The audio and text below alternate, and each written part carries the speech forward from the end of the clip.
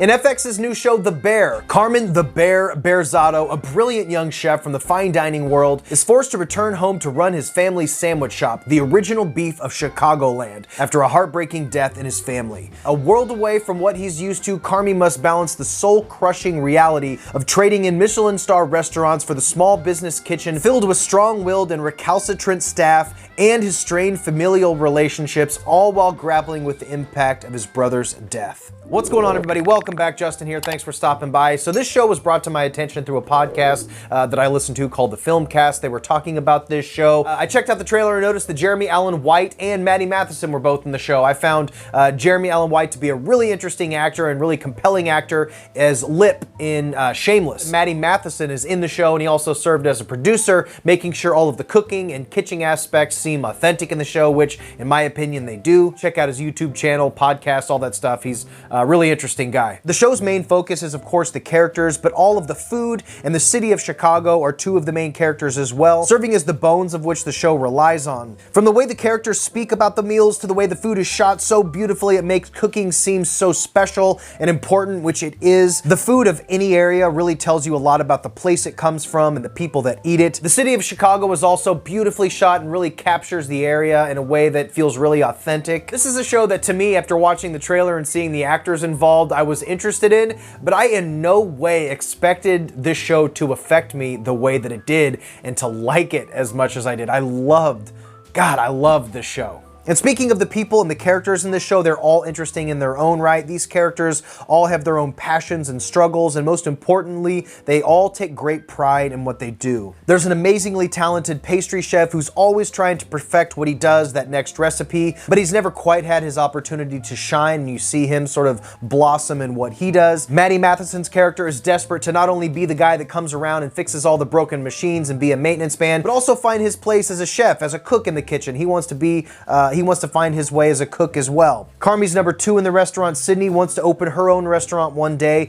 and Carmen is an idol to her. He's one of the best chefs in the country, but he's also kind of an asshole, so they kind of bump heads. And then there's Richie, who has this massive resentment towards Carmy, this fancy boy chef who's now come in, taken over for his best friend, who was Carmy's brother. Every character introduced, even the ones who at first may seem a little prickly or standoffish, are all dealing with their own bullshit below the surface. They all have their own stories, and they all get their moments to shine and grow here throughout the 8 episodes of this first season. What I love about this show is that it's all about passion. In this show specifically, it's all about food, but it could really apply to anything in anybody's life and to anybody who's passionate about something that they love. Taking pride not only in yourself, but encouraging the people around you. I've also always loved a good workplace show or movie, whether it takes place in an office or a grocery store or a restaurant. For the average person, this is somebody's everyday life. For the majority of us all unfortunately have to spend a lot of hours or most of our lives working in these restaurants or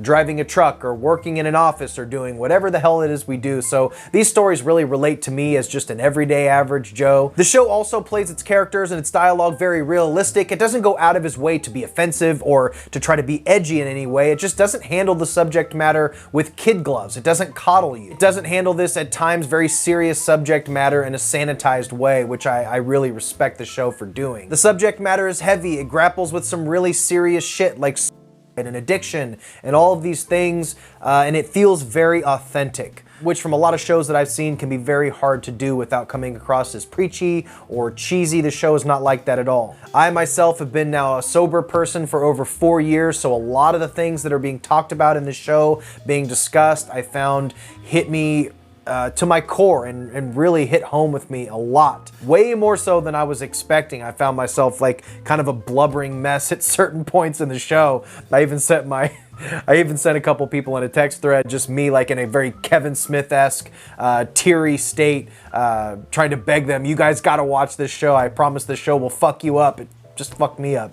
But it's not all doom and gloom. It is heavy, but there's also a lot of funny moments of levity from great supporting actors like Oliver Platt. Maddie Matheson, who I already mentioned, he is great in this show. He's hilarious, showing all of his personality. You have Jon Bernthal in a small but pivotal role in this show, and he adds so much charm. I like Jon Bernthal more and more every time I see him in something. But the true MVPs of this show are Jeremy Allen White and Eben Backrack. They are fantastic in this show. Those two actors do most of the heavy lifting, and they are both remarkable remarkable. By nature of the story being that Jeremy was previously running the show and then Carmy comes in, they naturally start butting heads for control of the restaurant, and they're both fantastic. They start out really kind of almost not hating each other, but really at odds, and they both learn a lot about each other because they are both two people who lost the most important person in their life. Jeremy Allen White is he's just incredible in this show. I see huge things for him. I think this show is really going to catapult him into stardom. He has this incredible 7-minute dialogue